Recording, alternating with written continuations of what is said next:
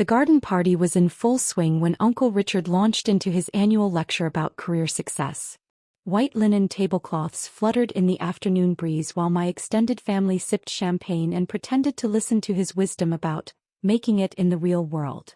The private sector, that's where the real players make their mark, he announced, gesturing with his martini toward the assembled crowd. Government work is fine for people who want security over achievement. Safe, predictable, but ultimately limited. I continued arranging canapés on the serving tray, letting his words wash over me like they had for the past 8 years. To my family, I was Emma, the quiet one who'd taken a stable government job after college and never quite lived up to her potential. Emma's content with her little office position, Aunt Patricia chimed in, her voice carrying that particular tone of sympathy reserved for family disappointments. Not everyone can be an entrepreneur like you, Richard. Uncle Richard preened. His entrepreneurship consisted of buying and flipping houses in a rising market, impressive to relatives who didn't understand that he'd inherited the capital from Grandma's estate. But in family mythology he was the success story while I was the cautionary tale about playing it safe. The problem with government work, he continued, warming to his favorite topic, is that there's no real responsibility. No consequences. No skin in the game. Private sector teaches you what real pressure feels like. My cousin Jennifer nodded enthusiastically. Exactly. Emma, you should think about making a move to something more substantial. I know people at my marketing firm who started in government and did much better once they got into real business. I smiled politely, the same smile I'd perfected through countless diplomatic meetings. What they didn't know was that my little office position was Senior Director of National Security Communications, reporting directly to the President's Chief of Staff. The simple government work they dismissed involved coordinating crisis communications between the White House, Pentagon, and intelligence agencies during international emergencies. But here at Mom's annual garden party, I was just Emma with the safe job, who'd never taken any real risks. You know what your problem is? Uncle Richard pointed his martini olive at me. No ambition. You settled. Government positions are for people who can't make it in competitive environments. The irony was crushing. Last month, I'd coordinated emergency communications during a hostage crisis involving American civilians overseas. I'd worked 72 hours straight, managing information flow between the Situation Room, the Pentagon, and 3 different embassies. But to Uncle Richard, my work lacked real pressure. I actually find my job quite challenging, I said mildly. Oh, I'm sure it keeps you busy, Aunt Patricia said in that patronizing tone. Filing reports and attending meetings. But Richard's talking about real stakes. Life or death business decisions. Life or death. They only knew. My phone buzzed, the secure one, not my personal device. I glanced at the screen and my stomach tightened. Priority 1 communication. That meant either a major international crisis was developing, or the president needed immediate consultation on a breaking situation. Excuse me for just a moment, I said, stepping away from the group. I answered on the second ring. This is Director Hayes. Emma, we have a situation developing in the South China Sea. The president wants you on the secure line in 10 minutes.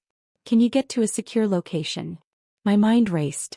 The nearest secure communication point was my home office, 20 minutes away in normal traffic. But there was another option. I can be available in 5 minutes. Patch me through on Secure 7. Secure 7 was the presidential direct line, a communication channel reserved for the most sensitive national security discussions. It required biometric authentication and encrypted at a level that made normal classified communications look like postcards. I walked back toward the garden party, scanning for the most private location. Mom's home office would have to do. Sorry, just need to take this call, I announced to the group. Uncle Richard shook his head. See? This is exactly what I mean. No boundaries. In the private sector, when you're off, you're off. Government workers never learn to prioritize. If he only knew what I was about to prioritize. I slipped into Mom's home office and activated my secure phone. The biometric scanner confirmed my identity, and within seconds, I was connected to the most classified communication network in the country. Director Hayes, secure. Emma, we have 3 Chinese warships moving toward international waters where our carrier group is conducting exercises. The situation is escalating rapidly, and the president needs real-time assessment of communication strategies for both de-escalation and potential military response. My mind shifted into crisis mode. I could hear background chatter from the situation room, the controlled urgency of people managing a situation that could spiral into international conflict. What's the current diplomatic posture from Beijing? Radio silence. That's the problem. We need to establish communication channels before this turns into something bigger. I was deep in strategic analysis when I heard the unmistakable sound of helicopters approaching. Multiple aircraft flying low and fast. Through Mom's office window, I could see 2 black helicopters circling the neighborhood. Then the doorbell rang. Hold on, I told the situation room. I need 30 seconds. I muted my secure line and opened the office door. Mom was walking toward the front door, looking confused by the helicopter noise and unexpected visitors. Through the front window, I could see 2 SUVs with government plates and men in dark suits wearing earpieces. Secret Service. My heart sank as I realized what was happening. When you take a Secure 7 call from an unsecured location, the system automatically dispatches protection assets to establish a security perimeter. Standard protocol for presidential-level communications, but definitely not standard for Mom's garden party. Mom opened the front door to find Agent Martinez, whom I recognized from previous security details. Ma'am, we need to speak with Director Hayes immediately. Director who? Mom looked genuinely confused. Emma Hayes. Is she present at this location? From the backyard, I could hear the garden party conversation dying as guests noticed the helicopters and government vehicles. Uncle Richard's voice carried through the house. What the hell is going on? I unmuted my secure line. Situation room, I have a complication. Secret Service has responded to my location. I need to brief them and continue this call. Understood. Stand by for the president. The president. On the line. While my family stood in the backyard wondering why federal agents had surrounded Mom's house, I walked to the front door where Agent Martinez was waiting. Director Hayes, we need to establish a secure perimeter for your communication. The president is standing by. Mom stared at me like I'd grown a second head. Emma, what's happening? Why are these people calling you director? Before I could answer, more government vehicles arrived. The communications van was unmistakable. A mobile command center designed to create secure connectivity anywhere in the country. Agent Martinez spoke into his earpiece. Director Hayes is secure. Establishing communication perimeter now. The backyard had gone completely silent. I could picture my relatives frozen with champagne glasses in hand, watching federal agents swarm the property. Mom, I need you to ask everyone to stay in the backyard for the next 20 minutes. This is work-related. Work-related? Emma, what kind of work do you do? Agent Martinez answered for me. Ma'am, your daughter is Senior Director of National Security Communications. She's currently handling a developing crisis situation. Mom's mouth fell open. I returned to the office where my secure line was still active. Through the window, I could see agents establishing a communication perimeter around the house while the helicopters maintained their protective circle overhead. Director Hayes returning to secure communication. The next 20 minutes were intense. The situation in the South China Sea required careful coordination between diplomatic and military responses. I found myself recommending specific language for presidential communications to Beijing while simultaneously drafting contingency protocols for various escalation scenarios. The crisis was complex.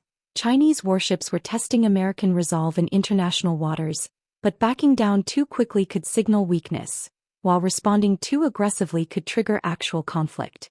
The communication strategy needed to be firm but leave room for face-saving withdrawal on both sides. Director Hayes, the president wants to commend your recommendations.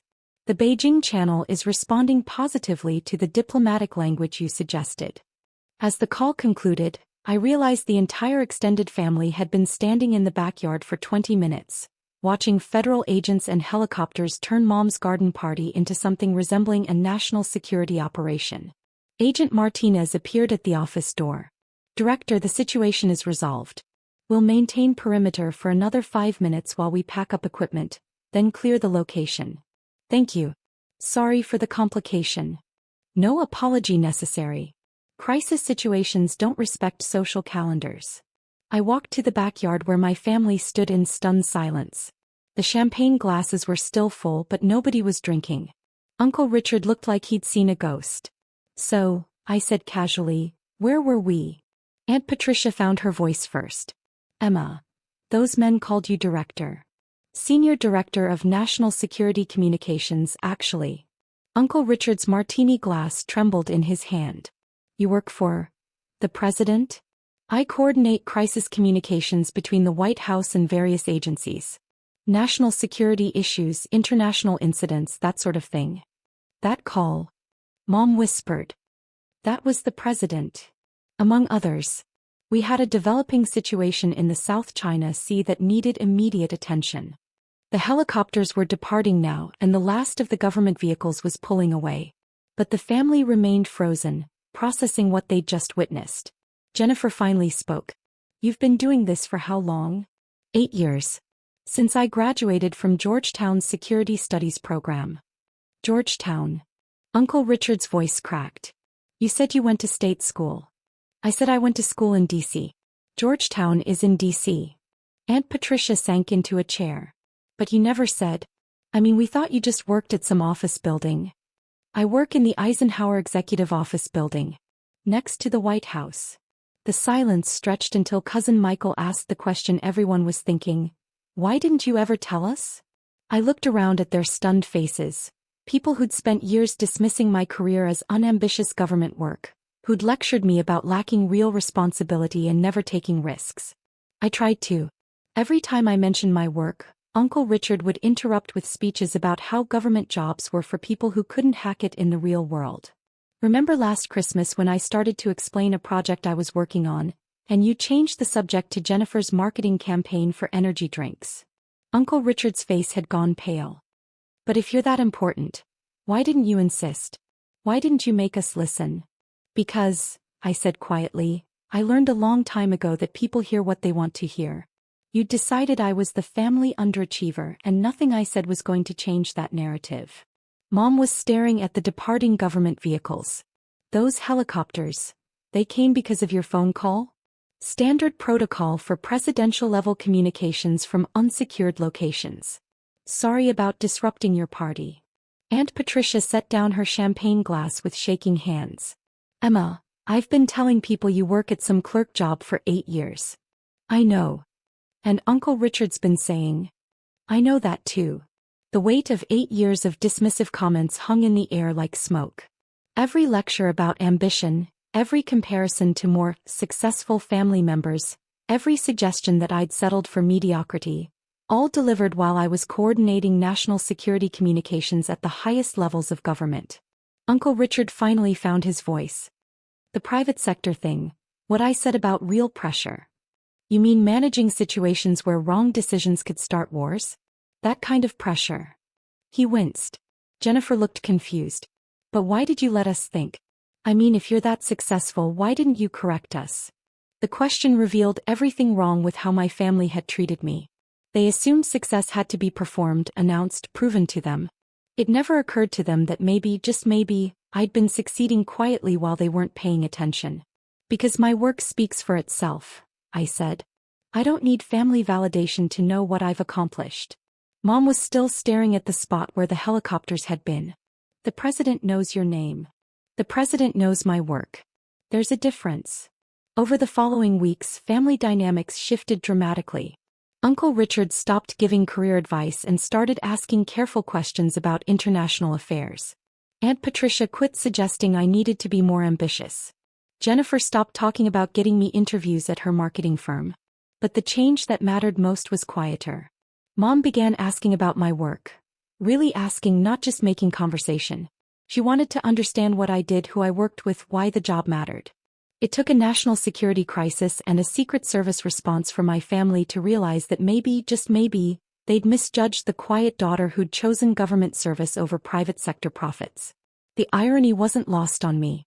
For 8 years, they dismissed my work as unimportant while I helped coordinate responses to international crises. They'd lectured me about lacking ambition while I briefed presidents on national security communications. But in the end, it took helicopters and federal agents for them to understand what I'd been trying to tell them all along. Real success isn't always loud, and some of the most important work happens quietly behind the scenes where only the people who matter know your name. Uncle Richard never did apologize directly. But he stopped talking about the real world of private sector success. And somehow that felt like enough.